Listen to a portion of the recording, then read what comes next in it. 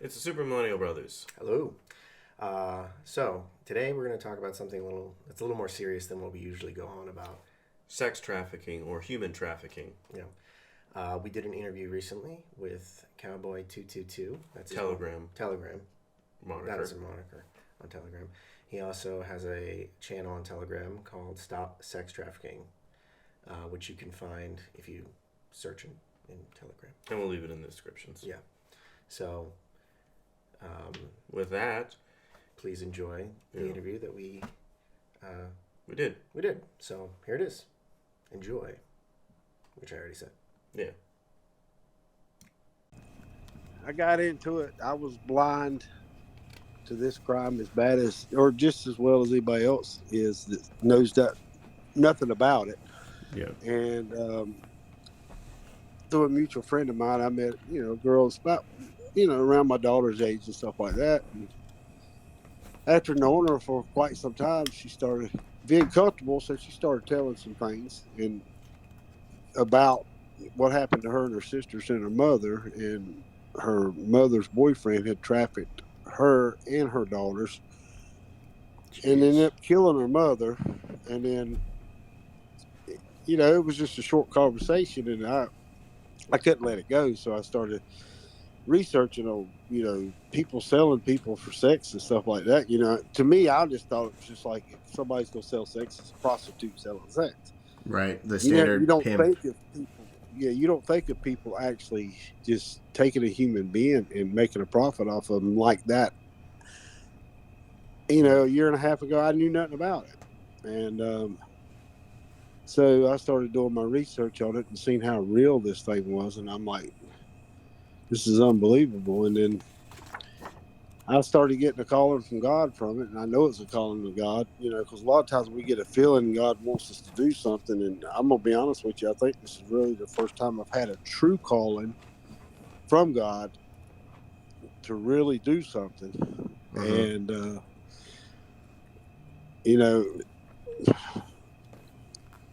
it's just heartbreaking.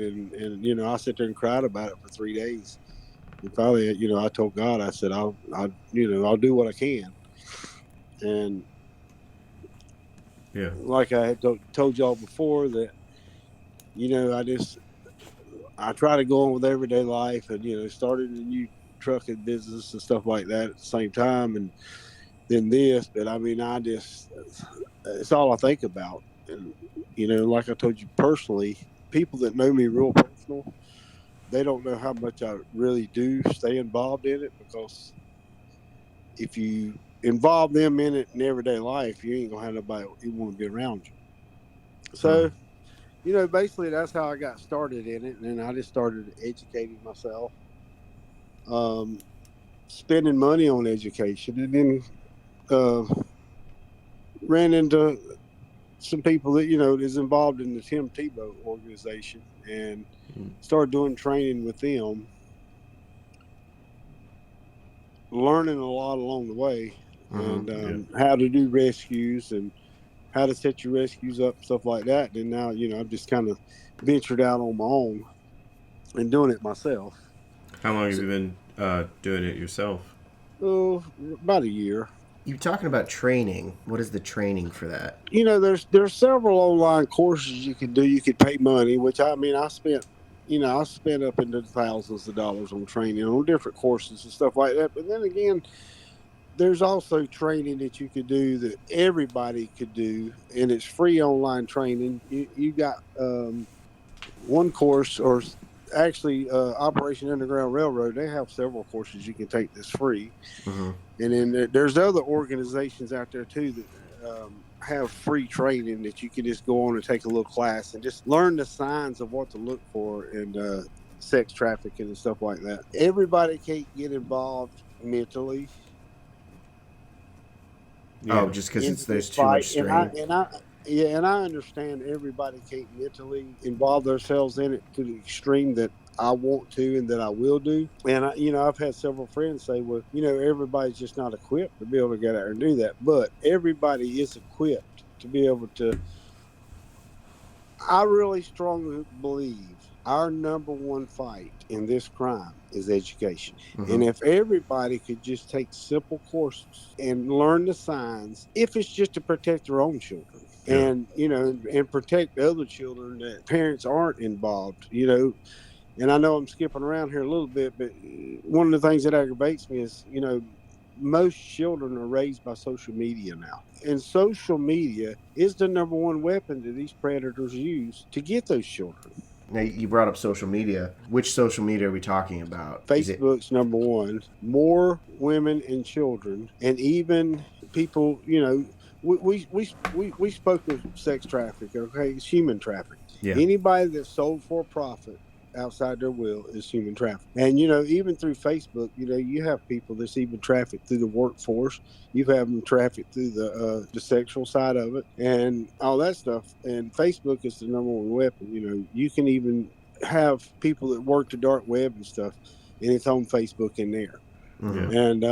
Yeah. And then you have Tinder, the dating site, which is one that I have several people that work the Facebook side. I work like Telegram, and then I work Tinder, a dating site, Mm-hmm. and I also work on TikTok. So TikTok's another leading place where predators get on there because TikTok's real easy for a predator because okay, when I say easy for a predator, okay, through my training I have been trained I can think and act just like them. okay.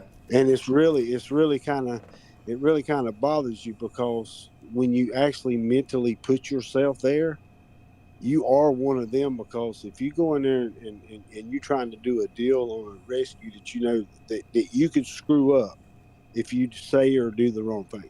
Mm-hmm. And so, you're trained to be able to think and act and do as they do. And then when you put your mind there, it's just sickening. But Because you when you kind go on a of place like inadvertently get into TikTok, that filth. yes, and when you go onto a site like TikTok or Mm-hmm. even Facebook, Yeah. and you have these young girls on there dancing around, showing their bodies and stuff like that, and then you get the guys on there, they're doing their little comments and stuff like that. Next thing you know, it leads to a direct message, and you got some old sicko here acting like a 19, 20-year-old guy. Mm. He's got fake pictures up, and next thing you know, the girl wants to meet the guy, and then that's where it leads on from there. What are they looking for in their targets? Vulnerability, girls Mm-hmm. that are vulnerable. They're mainly looking for girls that spend a lot of time on social media because if they find that right there, they find a girl that's not been parented correctly. Hmm. That's one of the number one signs that if a girl is just spending all her time on Instagram's another bad one. Some of the guys that I know works that, but the sad part about social media and stuff like that is it's timeline. So you can tell when somebody posts something, how they post it, how often they're doing it. If a girl's spending a whole lot of time on social media, she's seeking attention, Yeah. Yeah. and especially when she's doing you know, posting things vulgar and stuff like that about her body and stuff like that. Most girls like that are seeking attention, Yeah.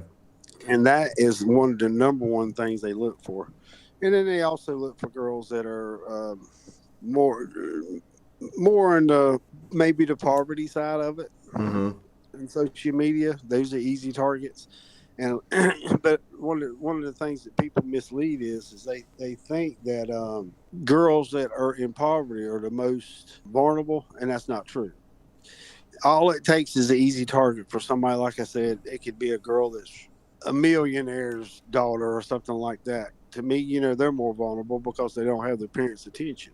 Yeah. And you take somebody that might live more on the poverty side or middle class side and stuff like that. Those parents are more involved in those children than the rich children are, and that's where a lot of people make a mistake by thinking that girls that are in poverty are more acceptable to being trafficked.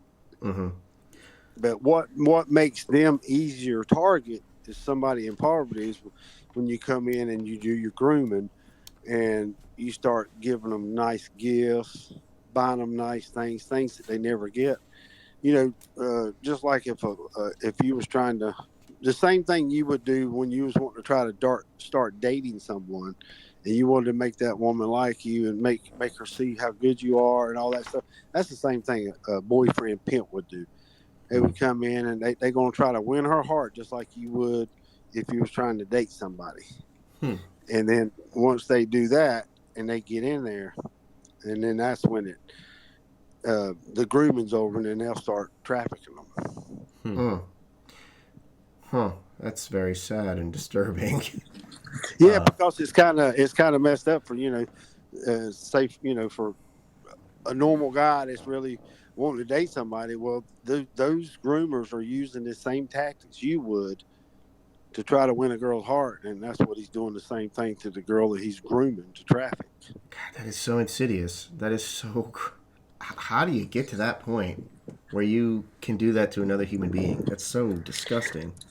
Yeah, well, I mean, it's just like any other crime. Though it's just like me. I've never did drugs in my life, and I'm always type person like, how can somebody put that in their body and knowing what it's doing to them? And but it's a crime and people make money on it. But you think about it, drugs is a whole lot less hideous than this, because I could sell you a drug one time, and I could sell you a girl 45 to 50 times a day, and that's how often they get sold. Wow. It's a multi-billion-dollar industry. Yeah.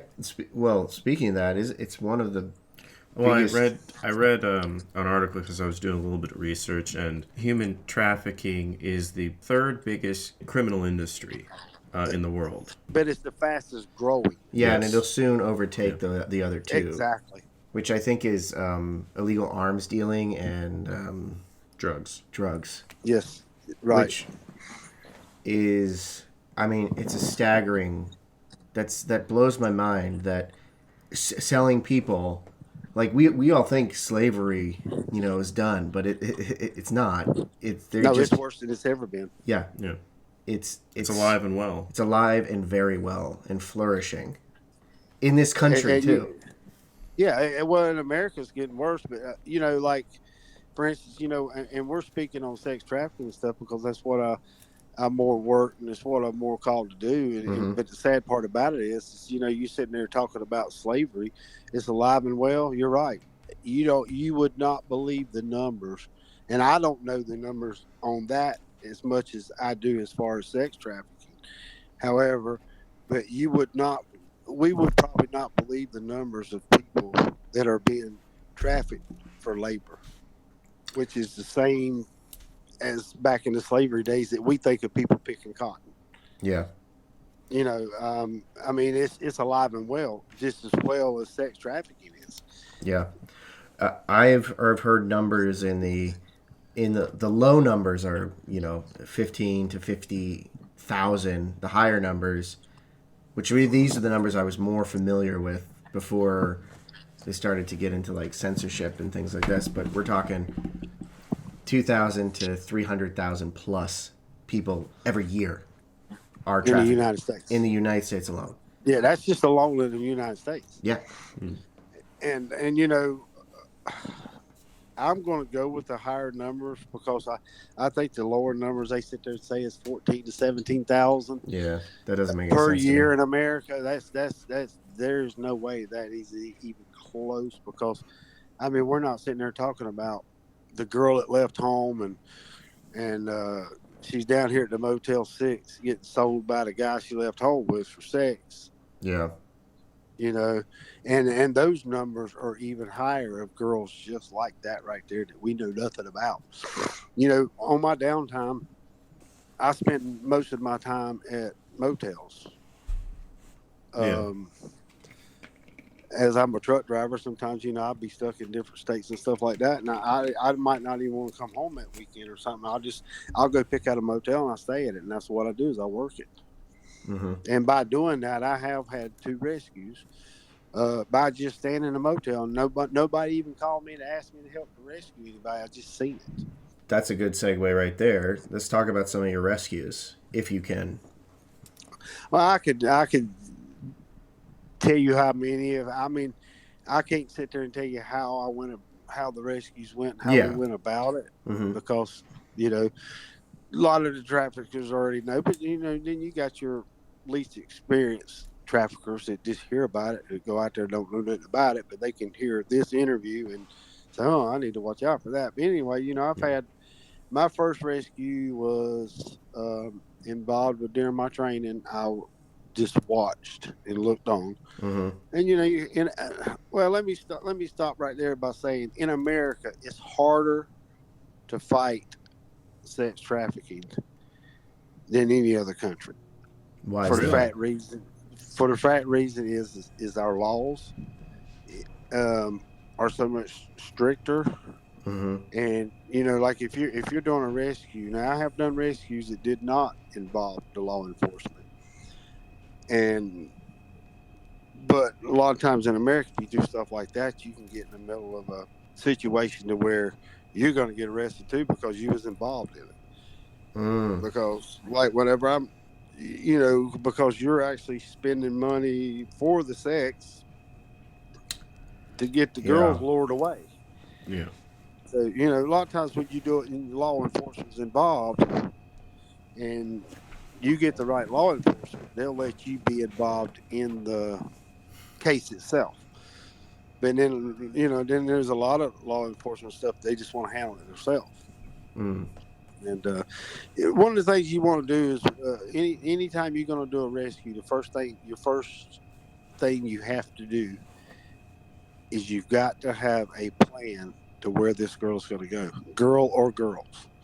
Mm-hmm. And that's your first number one goal, because you don't want them to go to the state. Because they go to the state, they're going to be right back out there on the streets. Mm. And so, you know, you want to have just like the um, website that I gave you, we'll talk about later in the interview. You know, they have a home in Ohio that for girls that had been trafficked. Yeah. And you know, and there's bukus across, you know, across the United States. And then there was another rescue that I did that had it was involved. I did this myself, and it was involved with a uncle trafficking his niece and her best friend. Really? Yeah, and I was called in on that one, and I did that one myself. That was my actual first rescue. Man, it's got to be hard not That to was my want first rescue on my own. to. Yeah. Okay. How Yeah. do you how do you control yourself from like just Wanting to, you know, pound these guys into the or these people into the ground? I mean, like it. The life of those girls, Okay. their life's so much more important than worrying about that scumbag. Okay. good good That's a point. good You go answer. in, you have to go in with that mindset, because you're going there, you're talking to these sickos, you know, and it really, I mean, it tears you up, because you're having to hold all this inside and keep it all inside. When you go in there, you're talking about purchasing these girls. You know, you're going there, you're putting your arms around them. You might even, you know, slap them on the butt, whatever, just make yourself look like them. Mm. Yeah. And then when you leave out of there, you do your negotiation stuff like that. You're just in tears. You know, not in front of him, but I mean, Right. you're ready to go to your room and just cry. So you know, it's heart wrenching. But you know, outside of rescues and stuff like that, the rescues are great, and you know, I know everybody can't get involved in situations like that. But going back to the education part of it is, I feel like, okay, I'm the type person, people say, well, you think that we could stop human trafficking? I'm not in this fight to not stop it. That's Yeah. what I tell people. Now, Yeah. can we stop it? I mean, through God, all things are possible. Yeah. But I think that we could put a really good damper in this thing, to where if we could get people to realize the importance of it, of their own children, and what they, you know, what they could do to protect their children. Because once they start learning how bad this really is in the world, and see what they're having to go through to protect their own children, they'll start looking out when they go to Walmart, when they go to the movies, when they go to the beach to stay in motels. I mean, you name it. Anywhere you go in your life, it ain't like you got to live and breathe it like I try to do, but you could always keep an eye out. Right, you can't unsee what you've seen. When you know it's Yeah. there and you know what to look for, you can't not see it. hmm I mean, it's just like groomers. A lot of people don't realize these groomers. They'll take their girls to restaurants, and Oh, they'll wine and dine to them, sort of train them. thing. Well, not only that, but to train them how they better act in public, or their mother might get killed, or their father might get killed, or they might kill them. These girls go through some harsh grooming. Once they go through that love grooming process, Mm-hmm. they'll learn how to have to walk in airports. You know, just everything. I mean, you could just once you know how to spot it, you can see it. And I mean, when I go sit down at restaurants and stuff to eat, I'm always looking around Mm-hmm. for stuff like that. And one of people ask me, what can I do?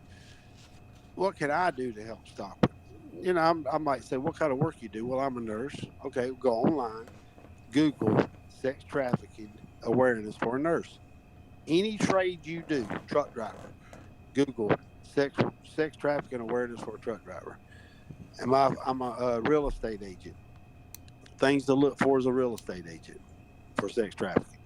I mean, there is not a trade that you can name right now that there's not something online that you can train yourself Mm-hmm.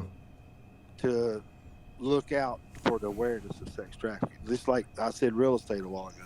You go in there and look at a house to sell, doorknobs turn around backwards on bedrooms.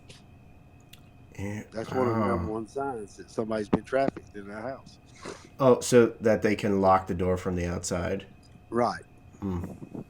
I mean, Hmm. in nurses and in school. I'm a school teacher. I'm a school principal. Go online. If you're a school principal or you're a teacher or somebody, or if you just work in a school system, even as a janitor, go online and Google sex trafficking awareness for schools.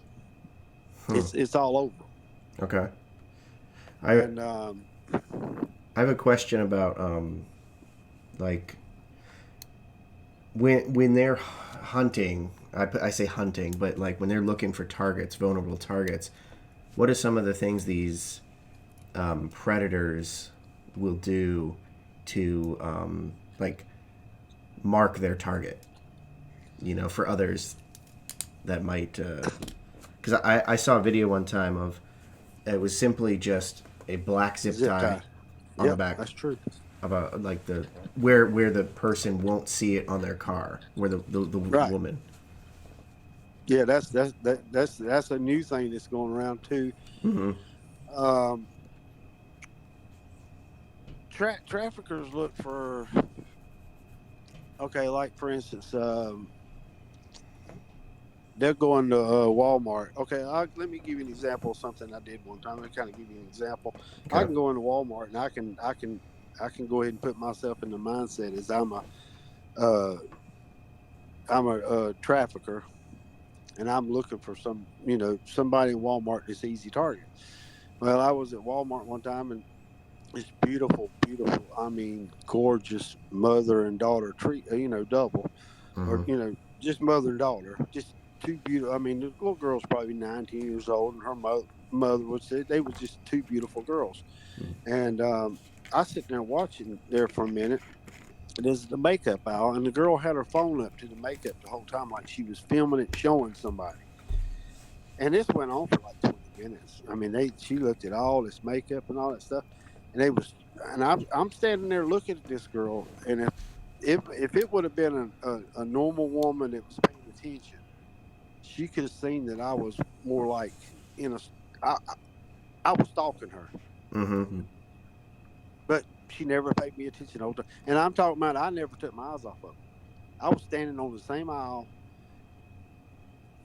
at the back of her, and it was three different times I could have grabbed her daughter and walked off three times.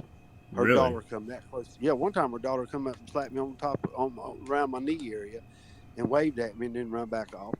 And then two other times she come running close enough to me. I could have took that little girl and just went out to Walmart. She'd have never known she's gone. Now, if I'm a trafficker, okay, that's $50,000 right there in one phone call, just that daughter. How But young of a a daughter are we tra- talking about? we're talking about maybe 10, 11 years old. Good God. Maybe nine, anywhere between 9 and 11. And then, but a trafficker's looking at it like this: that beautiful mother of hers is not paying this much more of attention. I'm going to follow them to the checkout line. I'm going to follow them to the car, and that's exactly what I did. I did it just like a trafficker. Mm-hmm. Okay, so I followed him. I mean, I stood right behind him in the cash register line. She stayed on the phone with the same person the whole time. Her daughter's running around, grabbing her leg, and then she'd just look up at me a couple times. I mean, when I was in the checkout line, I mean, I was like right on them.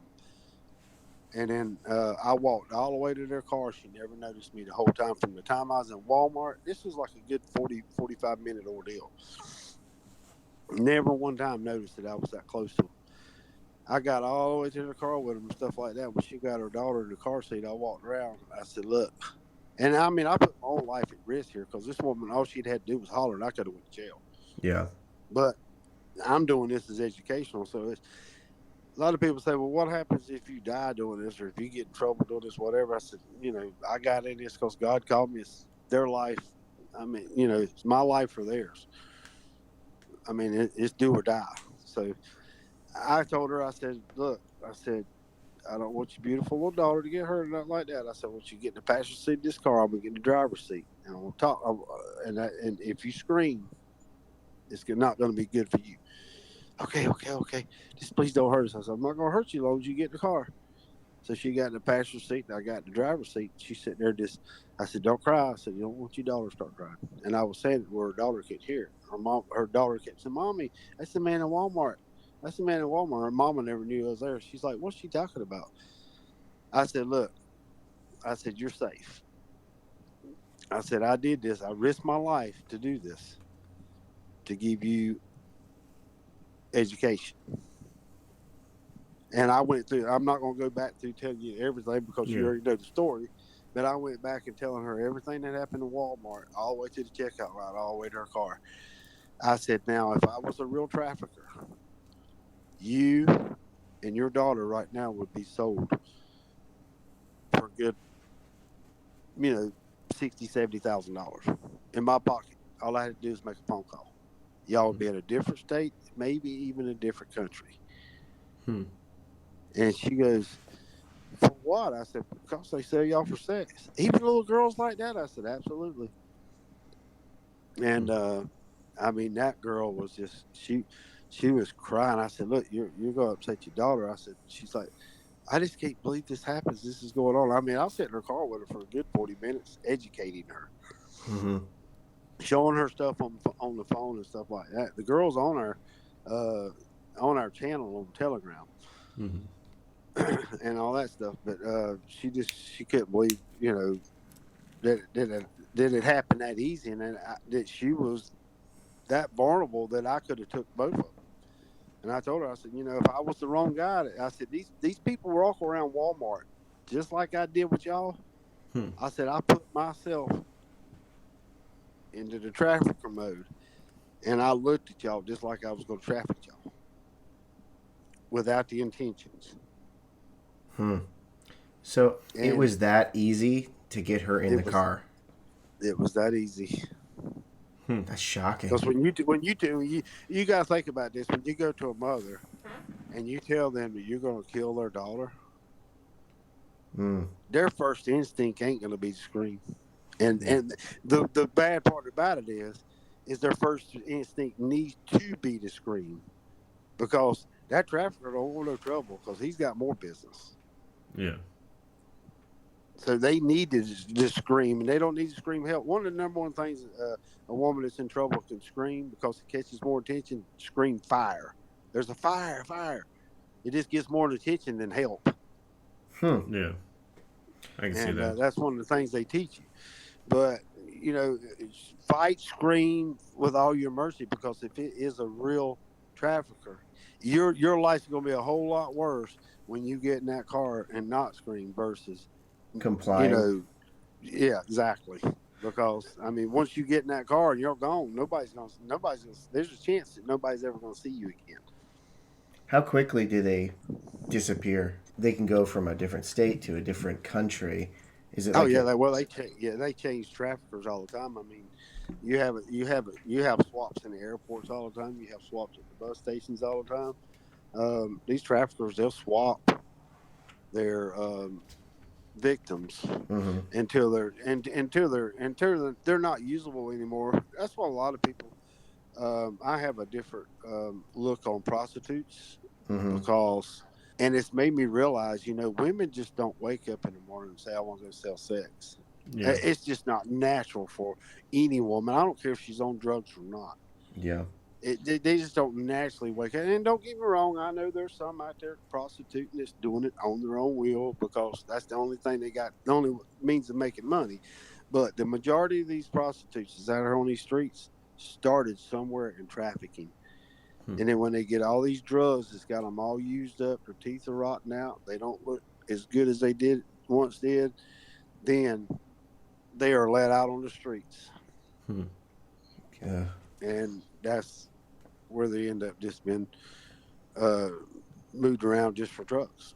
Uh, You got your drug dealers. You got your drug dealers to stand up in the motel and stuff, and they'll come back. They'll go out and have sex just so they can have the money to come back and do the drugs. mm, I met one at a motel in Charlotte, North Carolina. One of my number one places, I like to work, and I met one there that beautiful. I mean, well, you could tell she was just extremely beautiful, and she was starting to get to where she was starting to get the little rundown look, but she's, mm-hmm, her teeth still wasn't that bad and all that stuff, but she was starting to get that little rundown look to her and stuff like that.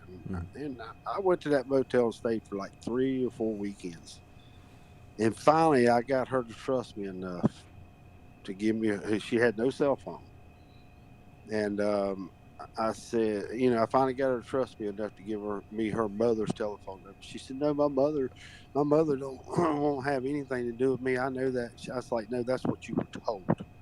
yeah. Yeah. And now she's back home with her mother.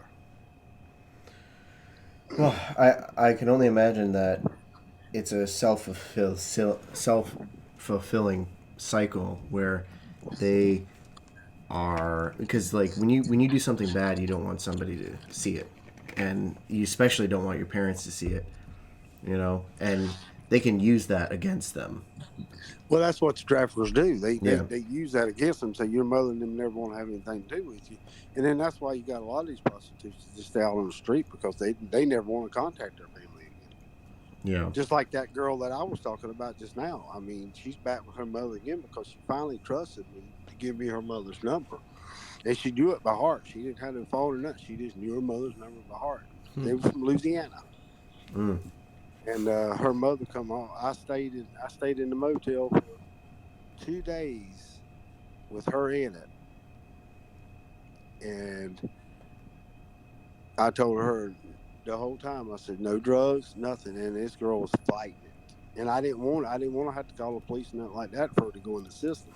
Yeah. But I mean, she was fighting that drug, but she never did drugs. She never got out of the room. She never wanted to leave the room. Sorry for the yawning, but she never wanted to leave the room or nothing. But she was just getting so antsy, anxious, and I mean, I couldn't sleep because I was worried about her getting out in the middle of the night. And I mean, I not one time did I make her stay because mm-hmm. I told her, I said, look, I said, I'm not going to make you stay here. Your mother wants me to, but I'm not going to make you stay here. I said, that's me. That's called kidnapping. I Hmm. said, but I want you to stay right here where you're safe. We got 2 beds. And I said, I'll keep food ordered and all that stuff. And I said, I'll never leave this room unless it's an emergency or something like that. And she just started crying. She said, promise me you're not going to leave. I said, I'm not going to leave. And I stayed in that room. I never opened that door up and just other than walk out and get a little bit of fresh air while she slept. Mm-hmm. And I walked back in the room. I stayed with her the whole time until her mama got there. So you really have to build trust with these people before you can rescue them. Well, not always. You Not you, always. you, you can't. That girl there, that was just the luck of the draw. Hmm. You can't. It's hard to build trust with them because the only body they trust is the one that's trafficking them. Hmm. Sadly to say, that's the only person they trust. Hmm. You know, it's a lot better when you can go get one, and people goes through training and stuff. They can learn a lot of the the technical talk that they use out there. But if they say my boyfriend's out of town or something like that, that means their boyfriend's in jail. And those are the ones that you really like to get involved with, because you could start winning their trust a little bit more, because he's in jail. Yeah. And they've got nobody else to turn to, and they're out there working it wild just to try to, and at the same time they're sending him money. They're sending all their money to keep him up in jail. Wow, that's And to keep and to keep their drug habit going, because that obviously they're gonna have them on drugs. Man, that's a lot to like take in and digest. I want to actually circle. I want to go back to what you were saying about some airport things to watch out for in airports. Yeah, one is I want to see it get bigger and bigger. Is people can go on to they can just Google, signs to look for sex trafficking or human trafficking. Let's just say human trafficking, because that's just as big. Yeah. And in airports and stuff, and you could read the sign. And there's an international hand signal. It's where you hold your hand up, 5 fingers up, like you're waving at somebody, and then you put your 4 fingers down, and then put your thumb in front of it. Right. I mean, you put your wait a minute. You put your hand up, you put your thumb in, and your 4 fingers over top of it. Oh, okay. So, like you make a fist, but with your thumb Inside. inside. Okay. All right, that's the international hand signal, and that's really getting out a lot more. You can look for somebody, and they might even do it behind their back or whatever like that. It's posted on my channel on Telegram, but then look for a girl or maybe a couple girls that's walking with an older gentleman. And it don't have to be an older gentleman, but you could tell the girls are obedient looking. They don't look like they're in their place. That's another good sign to be looking for, just walking to the airport. Some that might be not dressed as nice, don't look well nourished, maybe, and stuff like that. But one of the number one things that I look for when I'm in the airport is they just don't look like they're in place. They're looking like they're not. They're looking down, walking straight ahead. That's the way they're taught to do too. Don't look at nobody. You put your head down and just keep walking. Okay.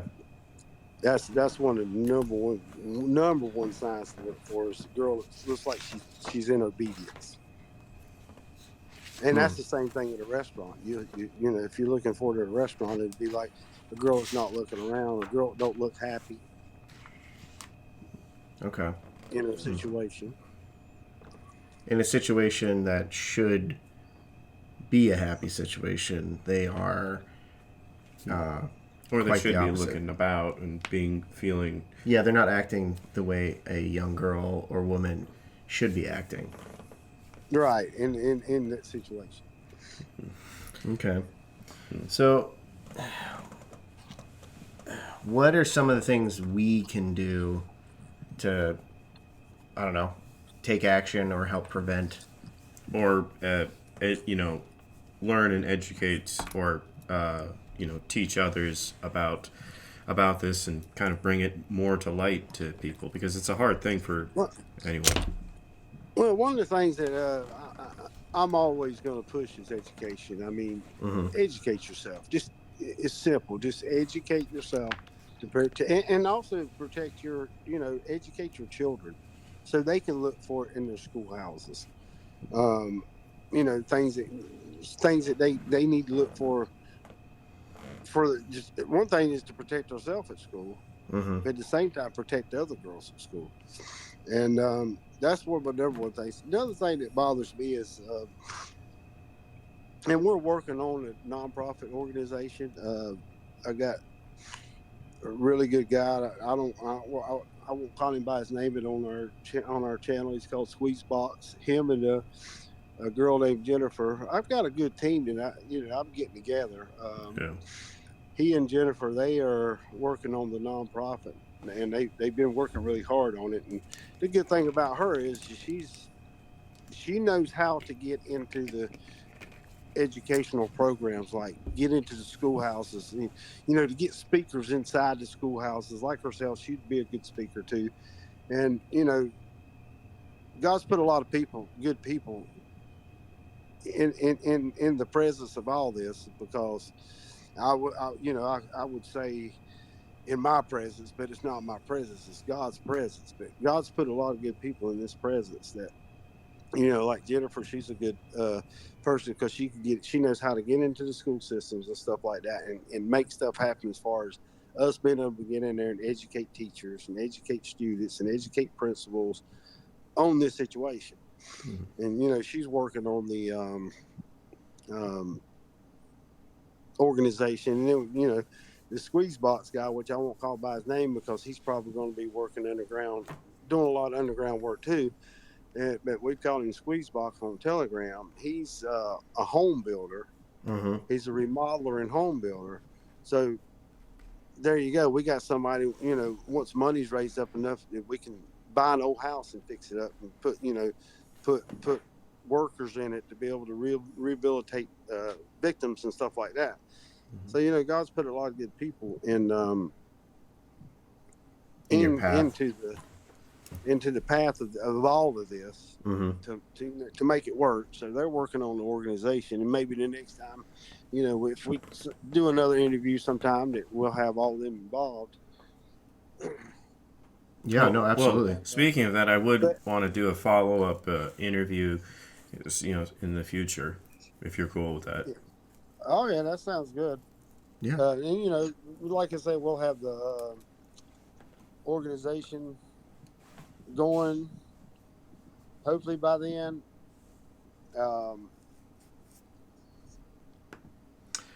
I wanted to talk. You sent me a link, actually, the peer-to-peer, the Fundeasy, the walk a mile in her shoes. Yes. And just explain that a little bit more. Like, it's a walk where it's a home that I work with, in Newark, Ohio. mm-hmm. And it's a home that they actually they got a really good deal on this house. It's a mansion, and I think the husband of the house and stuff like that had passed away, and the woman just really was passionate enough about what was the home was going to be for. Mm-hmm. And so they got a really good deal on this house and stuff like that. But it's a home for girls that have been trafficked, Okay. or even not even just trafficked, but sexually abused and stuff like that. And I've been up there to actually visit the home one time, and I'm going to go start spending more time there when I can. Mm-hmm. But the walk a mile in her shoes, I'm sitting there trying to look at something on my phone as I'm trying to tell you.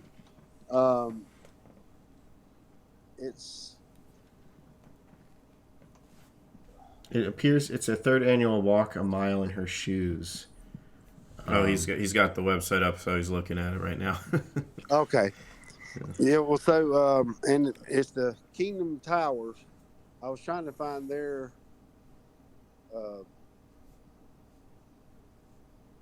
website so people could go on and check it out. Do you have it handy, Matt? Oh yeah. Well, you sent me KP Strong Tower. .org. .org. Yeah. Okay. We'll work that into the edit and have it up. Okay, great. That sounds good. And we'll leave it I just at wanted to Lincoln. make sure. I just wanted to make sure that I mentioned them, because that's a group home that the walk in the mile. This is my first year doing it with them, Mm-hmm. and I'm looking forward to it. As you can see on my site, I hadn't done too good on the fundraising side yet, but I hope Mm-hmm. people will go in there and check it out and post it. Even if they can't give money, maybe post it on their social media, Okay. and to try to get more people involved. Yeah. So the goal is to raise 60,000 to provide housing costs, food, housing, transportation programs, etc. for 5 young women to stay at the Strong Tower home for 1 year. Yes, Um, it's expensive. yeah, that so like every little dollar counts. Every little bit Yeah, well, helps. a lot of people don't realize that the money is involved in just rescuing one person. Yeah. I mean, like me, for instance, I wasn't even involved in the rescue. I was just learning at the time, and the girl that was rescued, um, and I had a little bit of money put back then, but I spent so much money here lately. I ain't got it that much as far as to put into that, but that girl there needed teeth work, and it was $8,000, and I spent every dime of it. Oh. And people don't realize just what it takes, how much money it takes to rescue one person. And going back to what we was talking about earlier, you was like what we could do to educate people, and I started talking about organization that Squeeze Box and Jennifer's trying to start up. Mm-hmm. One of the things that aggravates me, and I'm not going to sit there and I'm not going to sit there and call names and knock any organization because they're all in a good fight. Yeah. But you've got organizations out here that's got 35, 40 million, 20 million in the bank. I mean, just there's several big organizations out here that has millions and millions of dollars in the bank. And that's one of the things that me and Squeezebox, the guy I was talking about, talked about. Um, if we are ever blessed enough to have that kind of money in an organization, Mm-hmm. they are going to be billboards after billboards after billboards on the interstates of the United States. They're going to be posters in motel rooms. Um, I mean, you name it. Get the word out there. If you got all this money, get the word out there. Have marches. The Super Bowl. We need to be able to get thousands of people to show up at Super Bowls and work the streets and get out there and let people know that sex trafficking is going on during the Super Bowl. Yeah, it's actually one of the Because biggest venues where yeah, they that traffic. the Kentucky Derby, the horse racing. Mm-hmm. I mean, you name it. I mean, any of these big events, stuff like that. I'm a big Trump supporter, and I'm not ashamed to admit it. But Mm-hmm. you know what I'd like to be able to see? I would love to be able to see us pack out a football stadium Yeah. or a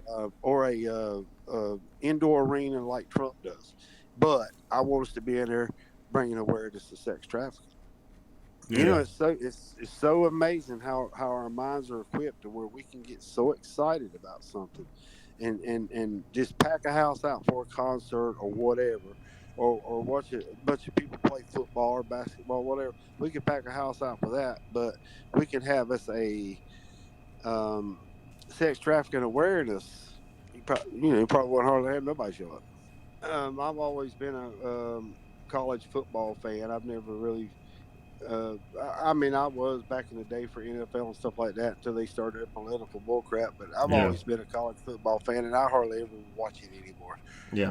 because I don't enjoy it, and I really don't. There's a lot of things that I don't enjoy that I used to enjoy because every time I'm sitting there trying to enjoy something, I'm thinking about. Well, you think about it. 1 out of 3 girls is going to be sexually abused somehow or another. 1 out of 5 boys is going to be sexually abused somewhere or another Hmm. in the world. We could take a pause right now for 2 minutes. In that 2 minutes, a child is going to be sexually abused. Hmm. That's how sick the world is, and that's the way I think of things whenever I'm trying to enjoy things and stuff like that. Like Christmas time comes around, you think about how can I enjoy this when I know this is going on. Yeah. I think about my granddaughter and stuff like that. I even think about my grandson. Is he going to turn into one of them? Hmm. Or I think about my granddaughter in school. If one of these because these groomers, they'll have kids at school that groom to groom a girl. Really? Yeah, I mean, that's how bad it is. And I'm always thinking about, my granddaughter and stuff like that. Is she being talked to by some of these people? Or, I've got a real good special friend of mine, and she hears this interview. She's going to know who I'm meaning this about. She's got a very beautiful daughter. And during my day at work, and me and her both knows the stress going through the building this company and stuff like that. But during that time of stress, and I'm still thinking about my granddaughter, I'm always sitting there thinking about her daughter. If anybody in the grooming aspect is speaking to these girls, and not just them girls, all girls. I mean, but those are the ones I know personally, and I'm just always worried that because we as parents and grandparents and stuff don't know how bad it is, Yeah. and we can sit there and say, well, that's not going to happen to my daughter because I really keep a close eye on her social media and all that stuff. That don't matter. That does not matter because you got to realize something. The perpetrators and the traffickers and stuff like that, they're a whole lot smarter to this trafficking thing than we'll ever be. So that's why I say, and I cannot stress education Mm. enough. Don't let your children be raised by social media. Can we keep them off social media? You can, but then you're going to have a um, daughter that's going to misbehave. Mm-hmm. She's going to be one thing is she's going to be an outcast, Yeah. and that makes her vulnerable to being trafficked. And so you can't hide them from the world, but you also cannot let the world raise them. Yeah. Yeah. And That's that's where a lot of a people, good point. speaking of my granddaughter, I know, my daughter takes care of her and she stays involved in her life. And the same with more so with the girl that's a special friend of mine and her beautiful daughter and stuff like that. I know how much she stays involved in her life, but they're still all vulnerable, no matter what. All it takes is that one person to get their attention the way they want it to be gotten, Hmm. and they can be reeled in. Seems like it doesn't take much. Like, It don't. You can have a follow up because you can learn a lot more, especially if we involve Squeezebox and maybe even Jennifer. There's so much. There's just so much that we could talk about that brings awareness to it mm-hmm. and stuff. I mean, posting on social media, showing your school stuff. Have a little poster up on your wall saying I go to this school, and Mm. then you start getting on social media like Facebook. This is one of the reasons why Facebook's number one, because most people get on Facebook to fuss about their problems. Yeah. My mama did this and my mama did this. And me as a trafficker, I'm reading all this stuff. And I know everything I need to know to approach this child and to be able to talk to her to make her think that I'm the best thing since sliced bread. Yeah. So that's I that's mean, that's because what's I learned going. it. I learned everything about her on social media. A lot of people sit there and say, "Well, um, there's no way that I'm going to let bad people in my house." Well, I'm sorry, they're already there through your internet. They're eat up. Your Facebook is ate up with these people, and they're in your home every day. That's so Instagram is terrifying. full of these people, and you say you won't let strangers and bad people in your house. They're in there every day. Hmm. Dating sites, they're on there. And I don't want people to think that young girls is the only things susceptible to this. I mean, 30, 40 year old women. I mean, if you're sellable, they coming after you. If they see the vulnerability and they can make money off of you, they'll come after you. Do they also go after little boys? Oh yeah, sure. Okay. Yeah, because you got to think about it. They're not gonna go after men so much because that's a harder little fish to fry there. But you got your homosexuality that's come out in America in a big way.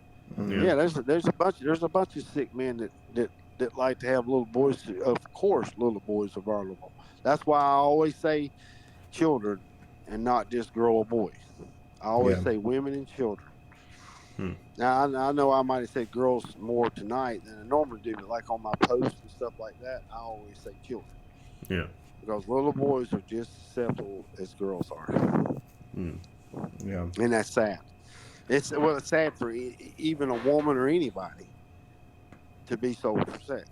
So like that's the mindset of these individuals. Like when I see somebody, I see a kid and family, I'm like, oh, that's nice. They're happy and all that stuff. But they're seeing a mark. Oh Uh, yeah, mm, yeah. They're looking for any vulnerability whatsoever, and like I said again, I keep stressing enough. Social media is their number one way of doing it. We've made it easy on them. Their job used to be a whole lot harder when they used to have to walk into Walmart and follow their family around and follow their mother and daughter around or whatever and learn what they can about them.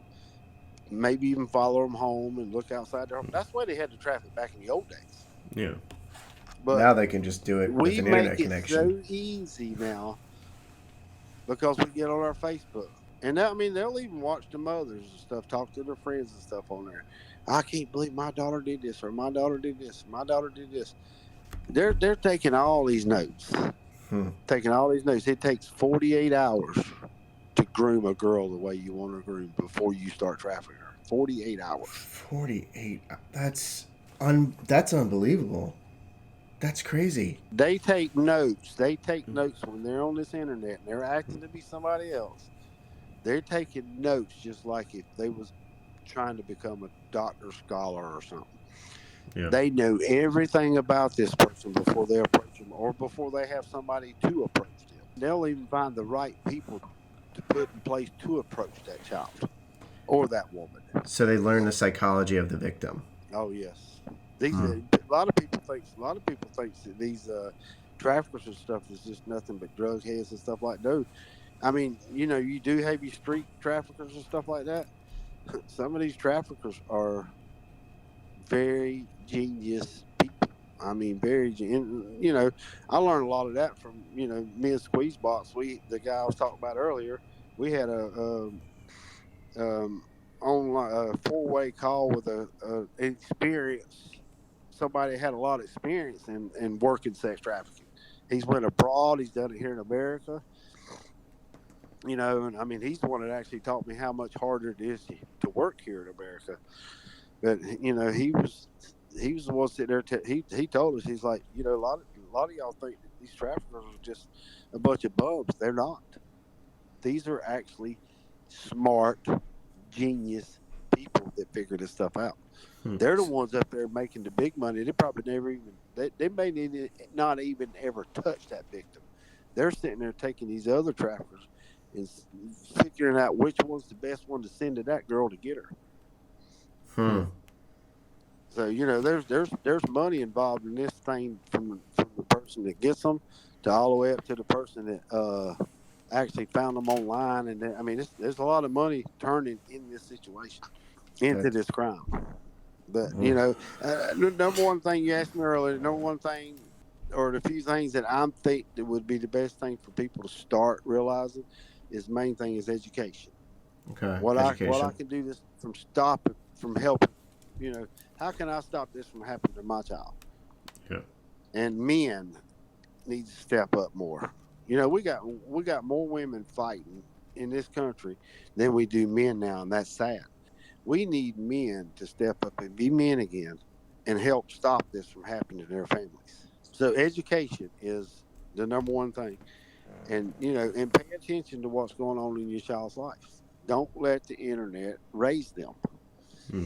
And the sad part is that's what's going on right now. And the internet is the most dangerous thing for your child when it comes to this vulnerability of sex trafficking. Just think about whatever your trade is. If you want something good to wrap it up with, just think about what your trade is, and just Google, say, what could I do in my trade? Okay, if I'm going on vacation, motel rooms, what's some of the things that I look for when I'm staying in a motel? One of the number one things you can look for, this is an educational piece, in a motel is, kind of always pay attention to who's coming and who's going. If you see a man walk in with a young girl and they're by themselves and she don't look like she's happy, pay attention to what room they go in. Mm-hmm. If she goes in that room and she never walks out that room, pay attention to that room because there's going to be people walking in and out of it. That's one of the number one things to look for in motel is a girl going in a room and never coming out. Okay, Because so if she's been trafficked, she'll never come out that room. you have to be mindful of your surroundings and watch the signs. Exactly. Learn every sign you can, no matter what kind of trade you do. Just Google it, do the class, and know in whatever you're doing. If we can get everybody just to educate themselves, or 60% of Americans to educate themselves, we could really put a damper on and make it harder for these people to do their job. Because I'm gonna be honest with you, they got one of the fastest growing crimes. And I am excited about what's been going on in America. There's been a lot of buzz going on and stuff and all that stuff, but we need to see more of it. Yeah. Because Yep. I mean, one victim's too many. Yeah. Yep. Because that's a life that's now. Will be forever changed. Yeah. Yeah, and another thing too is to make people sick is 1 out of 10. Okay, 1 out of 10 traffickers will be sentenced. 1 out of 10, because here in America, you got to have the victim that's going to testify against the Huh. trafficker, and most victims will not do that. So our laws inadvertently And protect the criminal. they actually in the United States, our laws do protect them. Hmm. And that's what makes it the worst. And that's why a lot of times you just rather just do it. You just rather get the girl out of the situation and Mm-hmm. not even worry about everything else. And I won't tell you what goes on after that, but it's better just to get her out, get her help, and get her out of the situation, and just watch that person, watch the trafficker, Yeah. and because 9 times out of 10, I mean, only 1 out of 10 of them is going to go to jail. Hmm. That's the statistics anyway. But I mean, and then when they do go to jail, you got a girl that's got a lifetime of hurt and torment, and he's going to get what, 10 years, be out in 3. Do you have any final thoughts? Any sort of final word to the viewers of just like, um, I don't know, just whatever you feel compelled to say. Just the final statement would be, wrap it up, is to educate. Educate yourself. Think about this is real. Know it's real, and know that we need to not only protect our own children, but protect others that might not have the protection your child has. Hmm. You know, Yeah. just be aware and know what's going on. And I know everybody can't get involved in the underground part of it, like some of us are and stuff. Just know it's there, and if you see something, say something. Okay. I could not stress that enough, and I'll end it with that. If you see something, say something.